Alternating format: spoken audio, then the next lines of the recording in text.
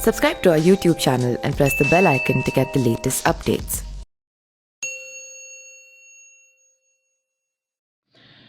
देश के कई शहरों में पेट्रोल 100 रुपये पार हो गया है। दिल्ली में शनिवार को पेट्रोल को करीब 91 रुपये यानी कि 90.58 रुपये तक पहुंच गया है। डीजल की कीमतें भी कई शहरों में रिकॉर्ड पर चल रही है। ऐसे में एक बार फिर ये सवाल उठने लगे हैं कि आखिर सरकार टैक्स में कटौती कर रेट पर अंकुश क्यों नहीं लगा पा रही है। आइए जानते हैं इसके पीछे मोदी सरकार की क्या मजबूरी हो सकती है। प्रधानमंत्री नरेंद्र मोदी ने कहा कि अगर पिछली सरकारों ने कच्चे तेल पर देश की निर्भरता को कम किया होता तो देश को महंगे तेल का बोझ नहीं सहन करना पड़ता। इससे ऐसा लग रहा है कि सरकार अभी टैक्सेस में कटौती करने के मूड में नहीं है। पेट्रोल और डीजल की आज जो रिकॉर्ड कीमतें चल रही है उसकी सबसे बड़ी वजह है कि इन पर टैक्स बहुत ज़्यादा है। देश के भीतर पेट्रोल या डीजल की कीमतों के तय होने के लिए हम दिल्ली का उदाहरण लेते हैं। सबसे पहले पेट्रोल की कीमत में बेस कीमत जुड़ती है।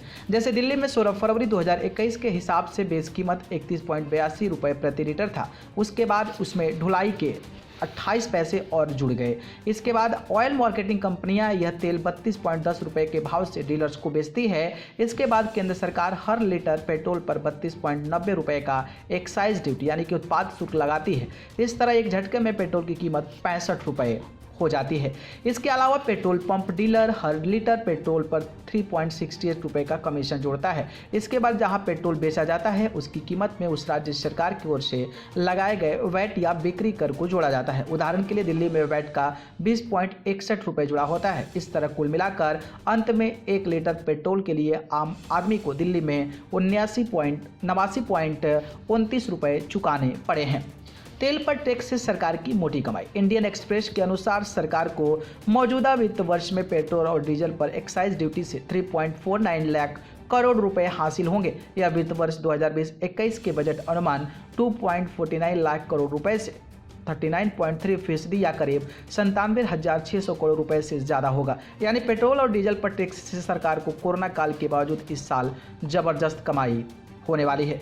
बाकी टैक्स में कमी की भरपाई। दूसरी तरफ कोरोना के संकट की वजह से इस वित्त वर्ष में केंद्र सरकार के जीएसटी कलेक्शन और कस्टम ड्यूटी यानी सीमा शुल्क संग्रह में भारी कमी आने वाली है। एक अनुमान के अनुसार जीएसटी संग्रह में 25.7% और कस्टम ड्यूटी में 18.8% की गिरावट आ सकती है। यानी जीएसटी संग्रह अनुमान से 1.49 लाख करोड़ रुपए कम और कस्टम ड्यूटी अनुमान से 26,000 करोड़ रुपए कम मिल सकती है।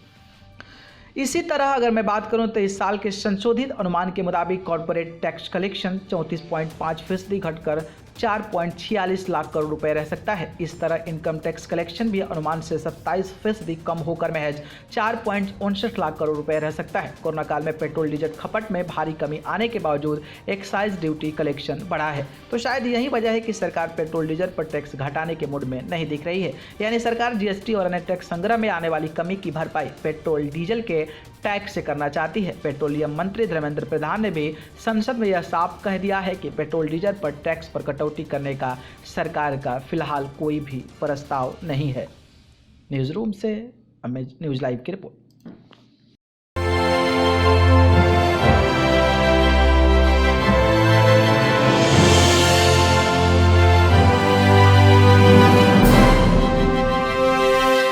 Subscribe to our YouTube channel and press the bell icon to get the latest updates.